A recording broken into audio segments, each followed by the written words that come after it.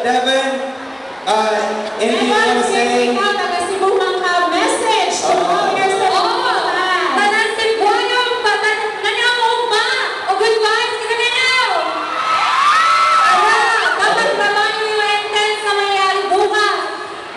Good vibes after House of Bronx. Okay, first, si Enrique naman. Okay. Dagang salamat, Cebu! Dagang salamat sa... Grabe, masaya talaga na nakabalik na ako dito sa Cebu kasi sa ito lang, dito talaga ako pinanganak. Pero lumakan ako sa Manila.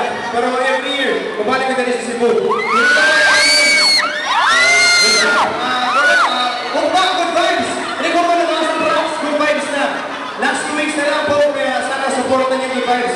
At maraming salamat sa pagmamahal niyo sa good vibes ko sa lahat. Tsaka, ito lang po, yung way back home, yung movie po namin. Movie kami ni Julia Montes, ni Catherine Bernardo, tsaka ni Sam Concepcion. Lahat po kami, yun, kasama sa movie. Show me na po kayo, sana po manood kayo. Salamat po! Ayan na si Cebu! Thank you!